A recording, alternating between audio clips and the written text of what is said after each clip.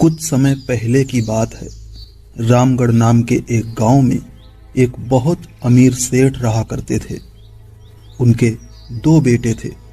बड़े बेटे का नाम अभिषेक तथा छोटे बेटे का नाम दीपक था। छोटा बेटा कॉलेज से आने के बाद ज्यादातर घर में ही रहता था और बड़ा बेटा ज्यादातर अपने दोस्तों के साथ फोन पर गप्पे उड़ाया करता था। आजकल सेठ जी का स्वास्थ्य ठीक नहीं रहता था, इसलिए वो चाहते थे कि अपनी जायदाद का बड़ा हिस्सा ऐसे बेटे को दूं जो इस जायदाद को आगे बढ़ा सके। सेठ जी के दिमाग में एक आइडिया आया। उन्होंने सुबह होते ही दोनों बेटों को अपने पास बुलवाया। क्या हुआ, भैया नहीं आए अब तक? वो फोन पर किसी से बात कर रहे हैं। बोले तुम चलो, मैं आता हूँ। आओ आओ बैठो। नहीं नहीं, मैं ठीक हूँ, आप बैठिए पिताजी। आपने हम लोगों को इतनी सुबह सुबह क्यों बुलाया है?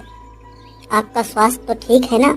हाँ, मेरा स्वास्थ्य ठीक है, लेकिन अब मुझे लगता है मैं और ज्यादा दिन नहीं जीवित रह पाऊंगा। इसलिए मरने से पहले मैं अपनी जायदाद का बंटवारा करना चाहता हूँ। मैंने तुम दोनों की परीक्षा लेने का फैसला किया है। तुम दोनों में से जो भी परीक्षा में पास होगा वही ज्यादा बुद्धिमान होगा। तुम दोनों में से जो भी बुद्धिमान होगा उसे मैं अपनी जायदाद का 80% हिस्सा दूंगा, ताकि वो अपनी बुद्धि से मेरी जायदाद को और आगे बढ़ा सके। और जो मूर्ख साबित होगा, मेरी जायदाद का उसे सिर्फ 20% हिस्सा ही मिलेगा। क्या पिताजी, आपको भी ये सब करने की क्या आवश्यकता थी? मेरी बात ध्यान से सुनो। अभी सुबह के 7 बजे हैं। मैं तुम दोनों को 100 रुपए देता हूँ। बाजार जाओ और 100 रुपए में कोई ऐसी चीज खरीद कर लाओ जिससे घर भर जाए। तुम दोनों के पास शाम 7 बजे तक का समय है। तुम दोनों अलग अलग दिशा में जाओगे।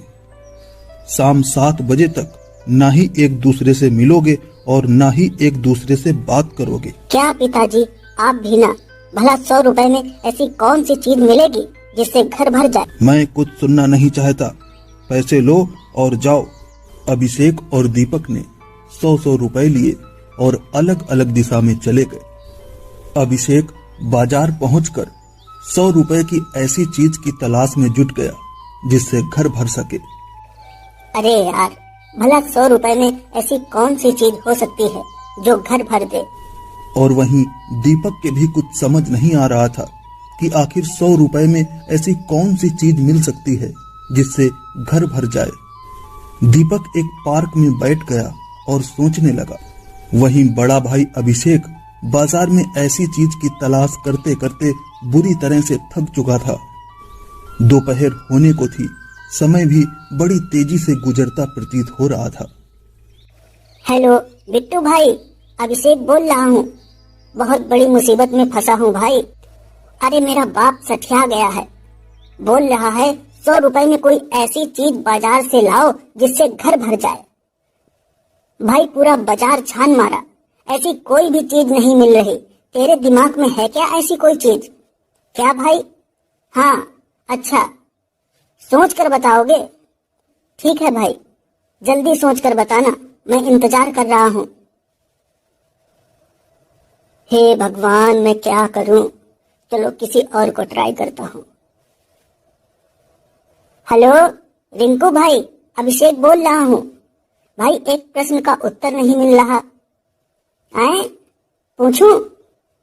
भाई ये बताओ, 100 रुपए में ऐसी कौन सी चीज बाजार में आती है जिससे घर भर जाए? आए? अच्छा, तुम भी सोच कर बताओगे?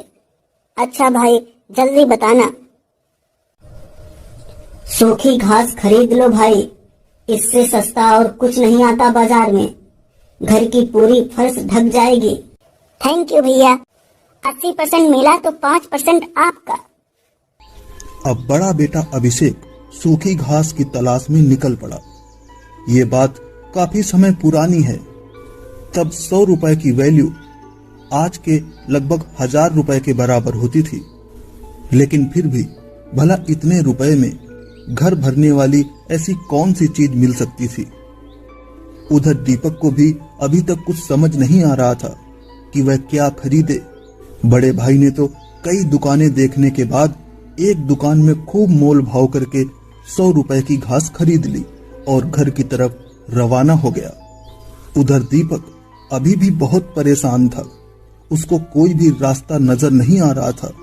दीपक एक बड़ी दुकान में गया और दुकानदार से बोला, सर, मुझे 100 रुपए में कोई ऐसी चीज दीजिए जिससे मेरा घर भर जाए। दुकानदार मुस्कुराया और बोला, मेरी दुकान में 100 रुपए में ऐसी कोई चीज नहीं मिलती जिससे आपका घर भर जाए। तब तक अचानक बिजली चली गई। दुकान में एकदम अंधेरा हो गया। दुकानदार ने जल्दी से मोमबत्ती जलाई। पूरी दुकान फिर से रोशनी से भर गई। यह देख दीपक का दिमाग चकरा गया और दीपक दुकानदार से बोला, ये मोमबत्ती का पूरा पैकेट कितने रुपए का मिलता है? 10 रुपए का। एक पैकेट दे दीजिए और 90 रुपए वापस कर दीजिए। दीपक मोमबत्ती का पैकेट लेकर घर की ओर तेजी से भागा। दीपक जब तक घर पहुंचा 7 बज चुके थे। सेठ जी ने बड़े बेटे की लाई हुई घास तो देख ही ली थी। जब दीपक से पूछा, तुम क्या लाए हो, तो दीपक ने कहा, पिताजी, आपने जिस तरह की चीज लाने को कहा था वो तो सिर्फ 10 रुपए की ही मिल गई। बाकी के 90 रुपए ये आप वापस ले लीजिए। और फिर दीपक ने जेब से मोमबत्ती का पैकेट निकालकर पूरे घर में मोमबत्तियां लगा दी और सारी मोमबत्तियों को जला दिया। पूरा घर प्रकाश से भर गया।